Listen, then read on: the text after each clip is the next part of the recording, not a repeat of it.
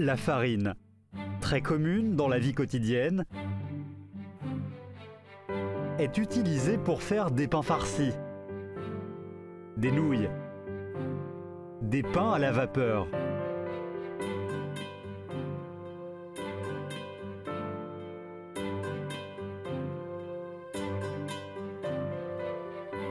Elle peut aussi créer une sorte de produit d'artisanat, la figurine en farine.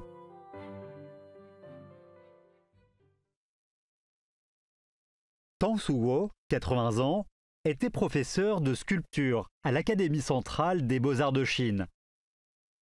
Sa vie après la retraite est simple, il participe aux activités sociales ou rend visite à ses amis de temps en temps.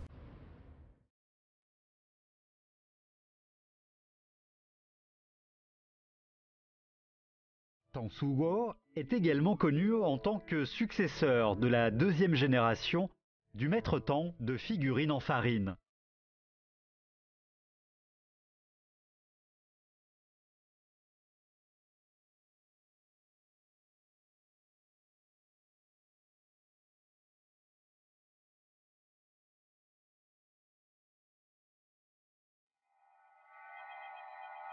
Monsieur Tang est très heureux ces jours-ci, parce que Tang Xiaomei, son aîné, est rentré de l'étranger. Tang Xiaomei est parti faire ses études dans un autre pays à l'âge de 19 ans et s'y est désormais installée. Elle revient parfois voir son père, mais elle le contacte plus souvent par téléphone et parfois par chat vidéo. Tang Soo-ho ne sait pas vraiment comment marchent ces trucs high-tech. Les deux filles de Tang Soo-ho vivent à l'étranger depuis des années. La seule chose qu'il regrette dans cette séparation précoce est qu'elles n'hériteront pas de cet art de figurine en farine.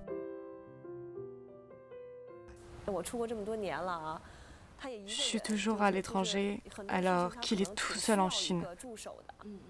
Il pourrait avoir besoin d'un assistant, mais je ne pourrais pas être à ses côtés ou apprendre cet art avec lui. D'ailleurs, je n'ai pas confiance en moi et je ne suis pas prête. Je ne peux tout de même pas abandonner ma famille aux États-Unis. Tu peux obtenir une sorte de satisfaction matérielle à l'étranger, mais tu perds en même temps quelque chose de spirituel et d'émotionnel que tu ne peux pas acheter.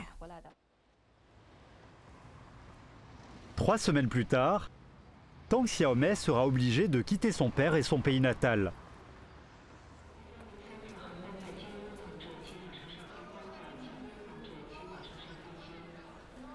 Johansson, 19 ans et fils de Tang Xiaomei, ne rentre en Chine que rarement avec sa mère. Il n'arrive plus à s'adapter à la langue et à la culture chinoise.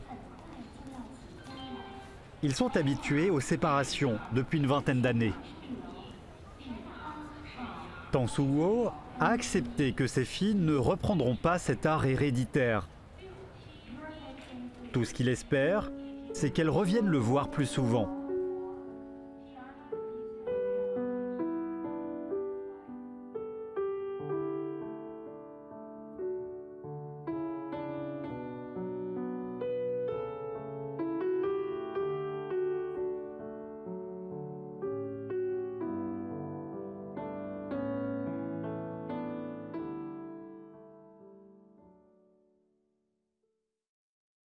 Après le départ de sa fille, Tang Soo-ho, seul depuis ces années, ressent tout à coup la solitude. Il décide alors de faire une petite figurine en farine. Malgré son identité de successeur de maître Tang de figurine en farine, Tang Soo-ho considère cet art plutôt comme une manière de s'exprimer. La première étape pour modeler une figurine en farine est de préparer les pâtes et les aplatir en galettes. Ensuite, on met les galettes dans l'eau bouillante.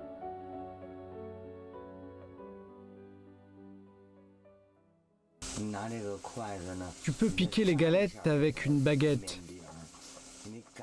Si elles sont percées, il faut attendre encore 10 minutes avant de les sortir. Il s'agit tout simplement d'une intuition. Et c'est le cas pour la plupart des arts. L'intuition sur le matériel, la lumière, etc. Les galettes sont parfois gluantes. C'est pourquoi Tang Soo Wo prend souvent un peu d'huile sur les doigts pour les lubrifier avant de pétrir des pâtes. Le pétrissage requiert de la force. Il faut répéter pendant longtemps 3 gestes: pousser, tirer et pétrir. Le moment de sortir les pâtes dépend aussi de l'intuition. Tang Soo Wo a appris cet art avec son père, Tang Zebo, mais il a amélioré ses techniques. Cette poudre est sa méthode secrète pour l'amélioration qui n'était pas réalisable à l'époque de son père. C'est une sorte d'antiputride grâce à laquelle les figurines en farine peuvent être conservées plus longtemps et les pâtes sont plus souples, favorisant le pétrissage.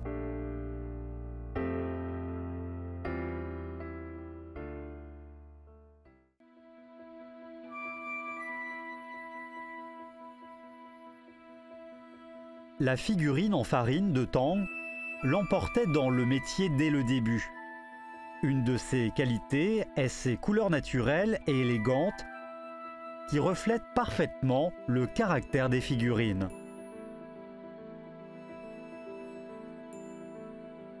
La maîtrise des couleurs est due aux connaissances approfondies sur la peinture chinoise de Tang Zebo. Tang Soo Wo utilise toujours les couleurs que son père a mélangées pour teindre les pâtes. Pour les figurines des personnages historiques, Tang Soo Wo sélectionne minutieusement les teintures pour donner à ces figurines un parfum de leur propre époque.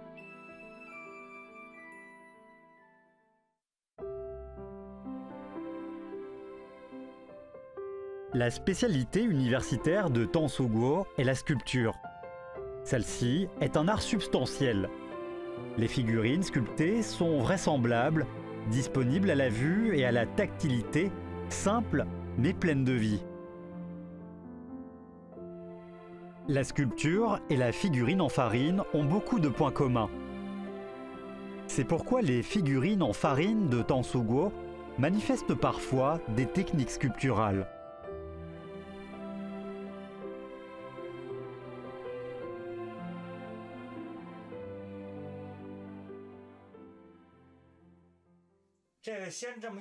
Une arcade sourcilière se forme après quelques coups.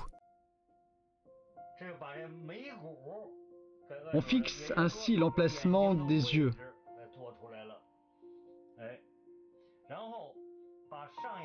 Puis, on fait les paupières supérieures.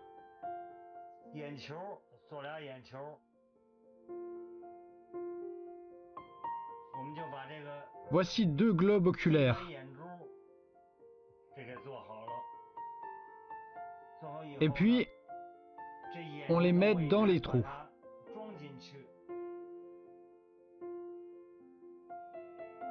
Maintenant, le deuxième.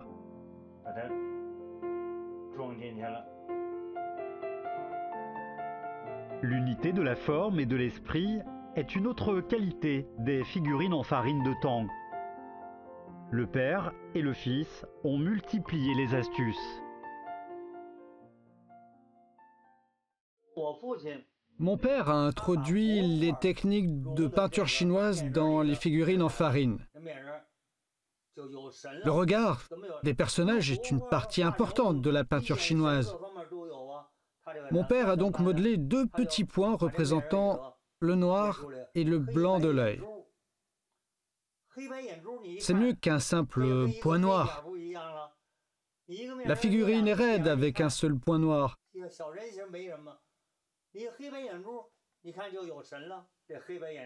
Tandis que les points noirs et blancs lui donnent vie. Pourquoi? Parce qu'ils montrent la direction du regard. ce qui rend la figurine vivante.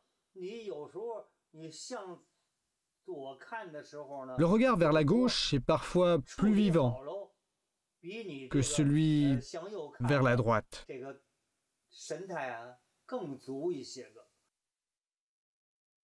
Le nez de la figurine requiert une technique de précision. Il ne faut pas percer à partir de la position du nez, mais de la bouche. Sinon, le nez sera trop court. 2 ou 3 coups par ici, piquez doucement.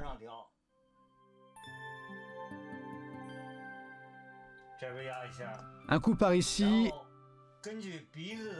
et un coup par là. Puis rajustez la longueur du nez selon le besoin. Enlevez les excès.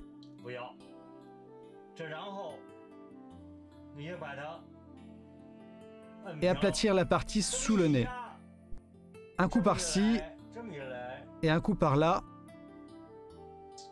Voilà les pommettes. Et maintenant les ailes du nez. Ensuite, percez les trous du nez.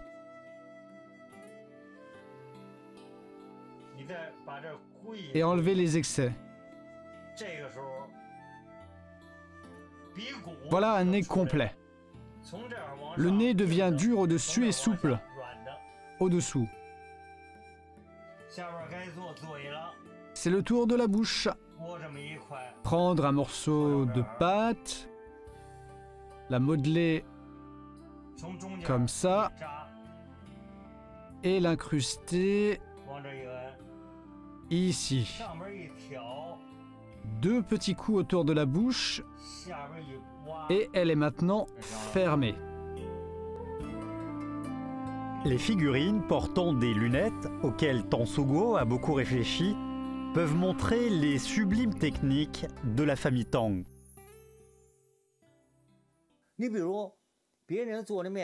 Pour les autres, des lunettes d'une figurine en farine consistent en 2 cercles en cuivre sur le visage.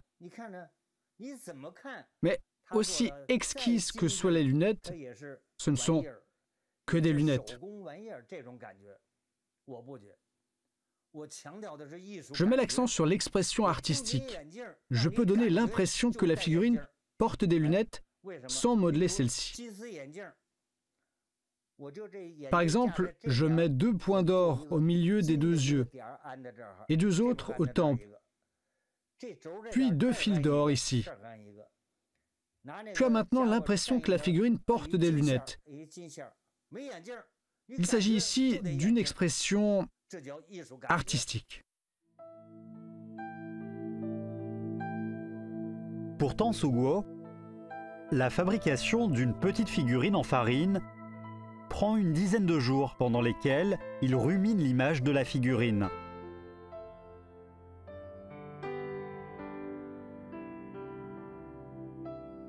Par exemple, pour ce personnage de la République de Chine, chaque détail, le chapeau, le cache-col, les vêtements, les dessins sur les vêtements, voire les gestes des mains, doit être traité minutieusement pour que la figurine soit pleine de vie.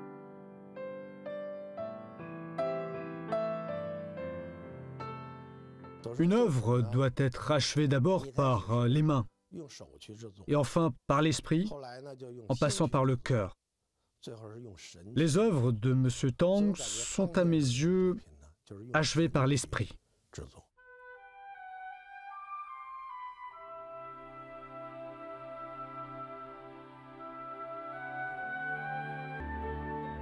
À partir de 1980, Tang-Soo-Guo visita entre autres les États-Unis, le Canada, le Japon, l'Allemagne, avec ses œuvres en tenant une vingtaine d'expositions et de conférences pour diffuser la culture chinoise. Il a fabriqué des figurines en farine pour des présidents étrangers et présenté son art aux élèves dans une école à Boston. En 1996, Tang-Soo-Guo s'est vu décerner le titre de maître de l'art populaire industriel par l'ONU. Octogénaire, Tang Soo-go espère toujours qu'un membre de la famille pourra hériter de cet art des figurines en farine.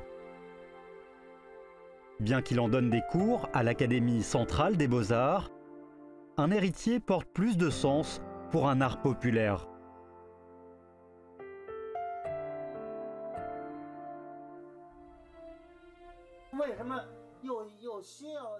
Pourquoi cette priorité pour la famille? Parce qu'il s'agit de passer l'art du père au fils. Le fils se plonge dans une atmosphère artistique dès qu'il est petit. Il peut donc mieux hériter cet art. Mon père a dit qu'on pouvait apprendre un art en le voyant tout le temps. L'art de la figurine en farine n'est pas mystérieux en lui-même. Mais pour les vieux maîtres d'art populaire, l'important est de pouvoir passer l'honneur familial de génération en génération. C'est le cas pour la figurine en farine de Tang.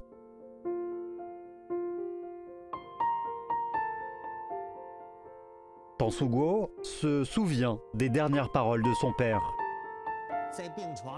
Il m'a dit sur son lit, « Tu es le seul à hériter de cet art auquel j'ai consacré toute ma vie. Tu dois approfondir la recherche sur la figurine en farine de Tang et l'améliorer pour devenir un vrai héritier. Je pourrai ainsi me reposer en paix. » Tang Soo-go avait un héritier idéal. C'est Tang Pei, son neveu. Tang Pei, alors jeune et curieux grâce à ses connaissances sur la sculpture et la peinture, progressait vite dans l'apprentissage de la figurine en farine. Tang Soo-go a mis tous ses espoirs sur lui pour faire prospérer cet art. Mais une catastrophe se produisa. Une crise cardiaque emporta Tang Pei à 48 ans. La mort prématurée de Tang Pei fut sans aucun doute un coup dur pour Tang Soo-go.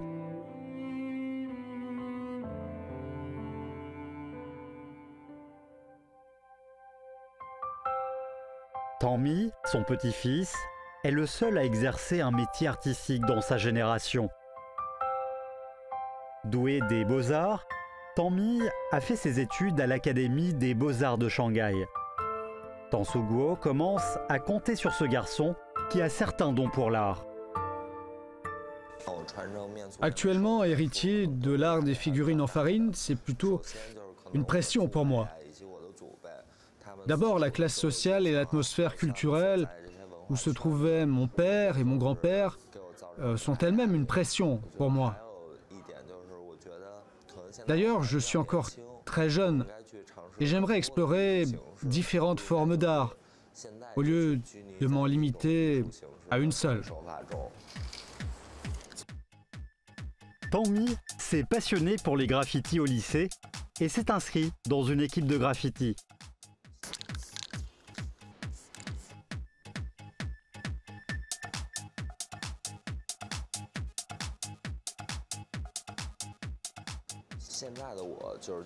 Je pense que les graffitis peuvent mieux diffuser la culture chinoise que la figurine en farine. Ils sont une forme d'art étrangère, et si l'on y ajoute des éléments de culture chinoise, ce sera plus facile pour les étrangers d'accepter la culture chinoise. Alors que la signification de la figurine en farine est plutôt obscure pour les étrangers, d'autant qu'ils se trouvent dans une société de culture tout à fait différente. C'est pourquoi je pense que les graffitis sont plus acceptables et plus favorables pour la diffusion de la culture. Ce que représentent les graffitis, c'est quelque chose de direct et de personnel. C'est accessible pour tous les passants. C'est entièrement gratuit. Les caractères sont peut-être incompréhensibles, mais l'impact visuel se manifeste tout de suite. Tang Mi insiste pour diffuser la culture chinoise de sa propre manière. Cette œuvre, de 32,4 mètres, intitulée « Paysage », traduit la peinture chinoise par les graffitis et en donne un nouveau sens.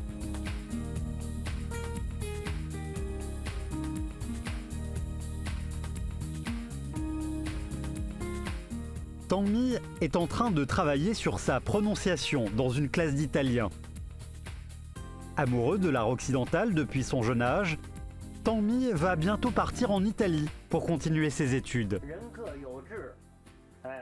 Chacun son ambition. Je respecte leur ambition.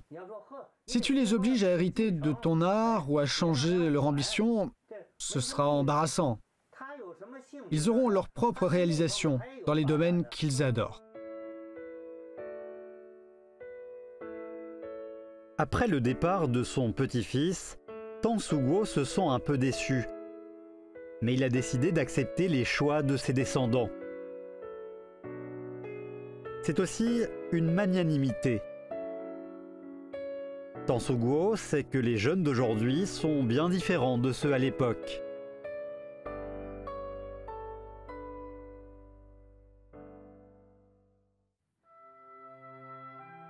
Tang Shuguo est le seul à hériter de l'art des figurines en farine parmi les 3 fils de son père. Mais au début, il ne voulait pas devenir artisan d'art comme son père.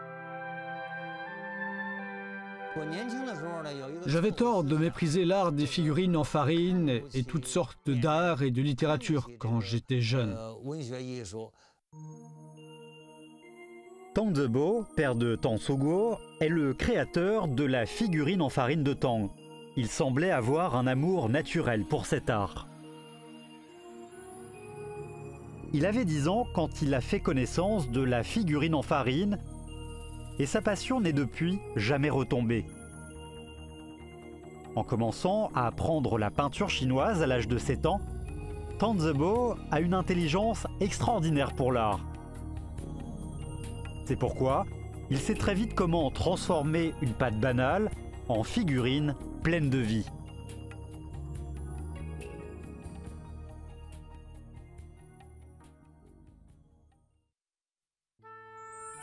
Les figurines dans la noix sont le chef-d'œuvre de Tang Zebo. Toutes sortes de figurines se trouvent dans une noix de moins de 5 cm de diamètre. Ces figurines, de différentes couleurs, sont de la taille d'un demi-grain de riz, mais leur expression de visage est tout à fait vive.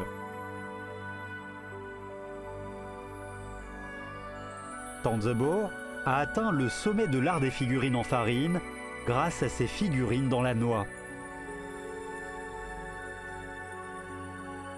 En 1915, à l'occasion de l'ouverture à la navigation du canal du Panama, le gouvernement américain a tenu à San Francisco l'exposition internationale de Panama Pacific. La Chine a été également invitée à participer à l'exposition et a obtenu des réussites remarquables dès sa première apparition.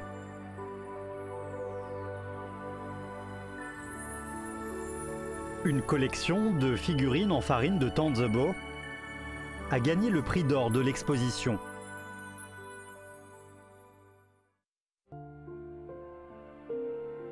À partir de 1949, le gouvernement chinois s'efforce de protéger et de développer les arts populaires. En 1956, l'Académie centrale de l'artisanat d'art établit 2 ateliers.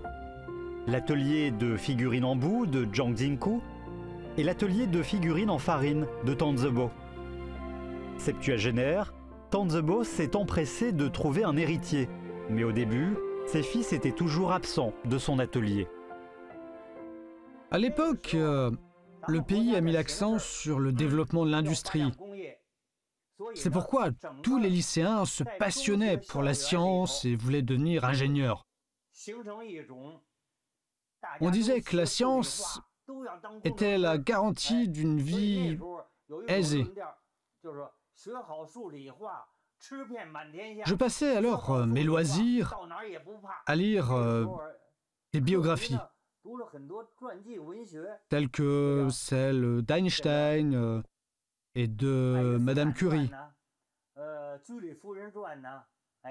Quand je lisais Einstein, je trouvais la science magnifique. Et je voulais devenir un homme comme lui.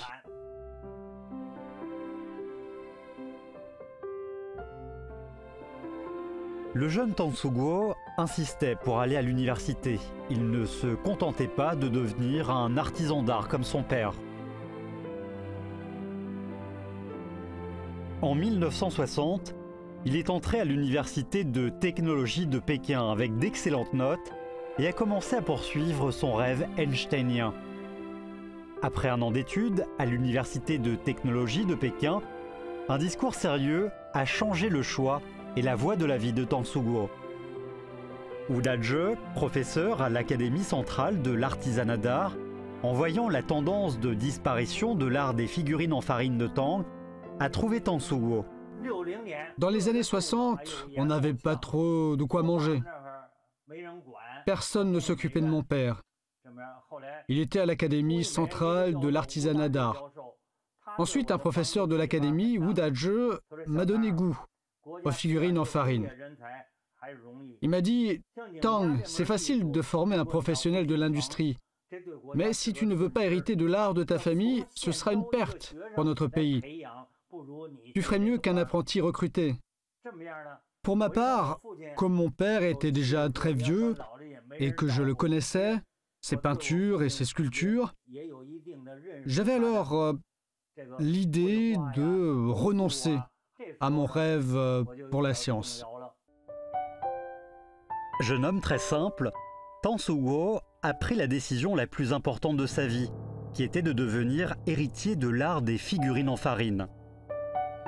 En mai 1971, Tang Soo-guo décéda à l'âge de 90 ans. Il partit en paix en ayant enfin un héritier de son art hors de prix et de ses techniques.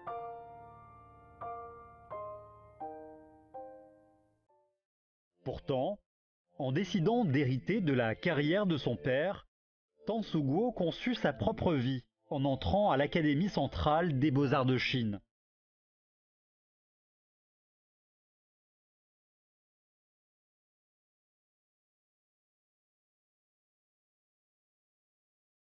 Tang Soo-guo garde toujours le souvenir des 6 ans passés à l'Académie qui ont beaucoup influencé sa vie artistique.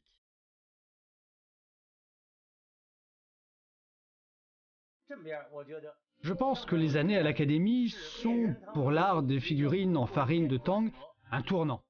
C'est pourquoi à partir de ma génération, cet art, de sa pensée à sa forme artistique, a connu un changement significatif. Il est étroitement lié à l'éducation que j'ai reçue à l'Académie. En outre, ses études systématiques et professionnelles ont donné à Tang Soo-guo un savoir-faire artistique remarquable et une attitude plus ouverte envers la vie.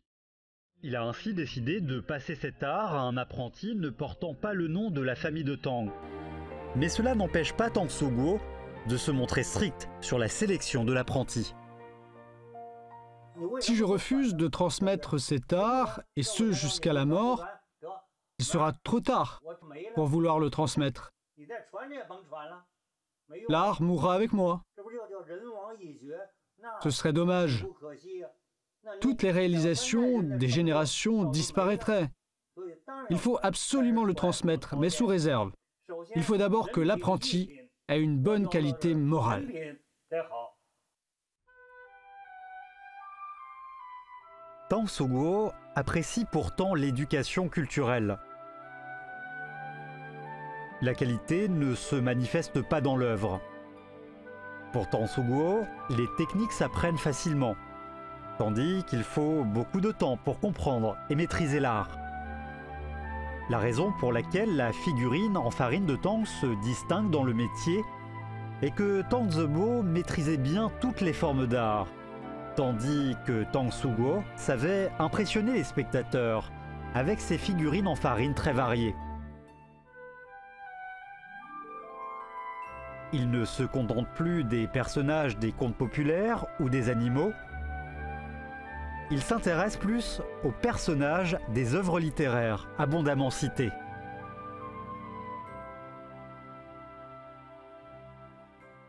Je connais par cœur beaucoup de poèmes de Tao Yuanming. J'ai écrit un vers qui dit « Un volume de poèmes de Tao à côté du lit ». Se voit ainsi l'éducation culturelle. Pourquoi j'y mets mes efforts? Parce que j'admire beaucoup Tao Yuanming et je voudrais faire des figurines de lui. Tang Shuo ajoute des éléments de la peinture chinoise dans ses figurines. Par exemple, dans cette œuvre créée selon le vers de cueillir des pâquerettes sous la haie à l'est, des brosses sur le papier en arrière donnent plus de sens à l'œuvre. Cette œuvre, intitulée Picasso, change l'image traditionnelle de cet art en créant une figurine impressionniste. C'est un hommage qu'a rendu Tang Shuo à Picasso après avoir visité le musée Picasso.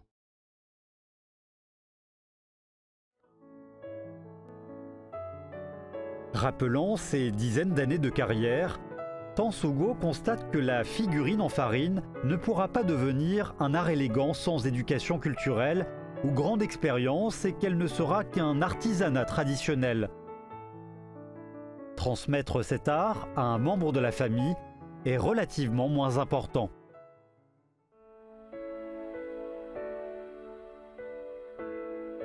Pour commémorer la figurine de farine de Tang, la municipalité de Tongzhou à Pékin a ouvert une salle d'exposition de figurines en farine de Tang.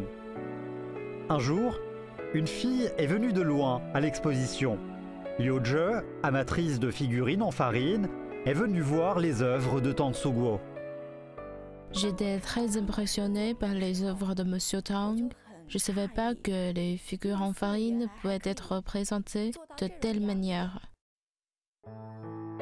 Liu Zhe, styliste, est entrée dans le monde artistique à un âge très jeune. Elle adore les arts populaires. Des figurines en farine, au papier découpé et au cerf-volant de Cao Xueqin, elle s'intéresse à tous les arts populaires qu'elle voit.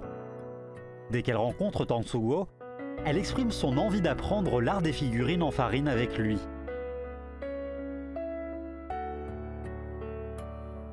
Tang Shuo n'a pas pris la décision tout de suite. Il a demandé à Liu Zhe de lui dessiner une image. Pendant les jours suivants, Tang Shuo a souvent discuté d'art et de littérature avec Liu Zhe. Il voit que Liu Zhe a ses propres idées concernant l'art des figurines en farine.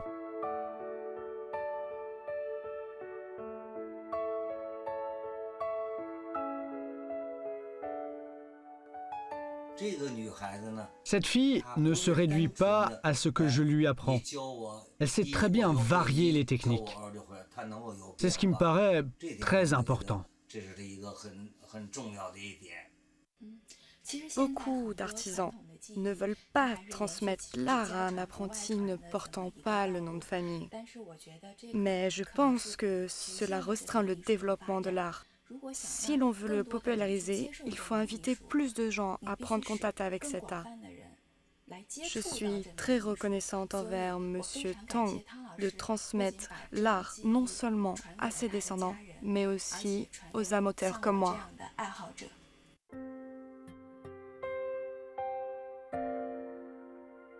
Atténuer l'importance du lignage et transmettre l'art aux amateurs afin de le populariser, c'est peut-être une nouvelle manière d'hériter un art. J'ai un camarade de classe qui s'appelle Tong Haizhou. Je l'ai rencontré un jour dans un magasin quand j'avais 80 ans. Il m'a dit « J'ai toujours des figurines en farine faites par ton père. » Mon père m'a dit à son agonie qu'il ne nous laissait que des figurines en farine dans la noix de Tang et que c'était son trésor le plus précieux. Je garde toujours les figurines en farine de ton père. Cela signifie que cet art se popularise et que tu as réussi à le transmettre à la génération suivante.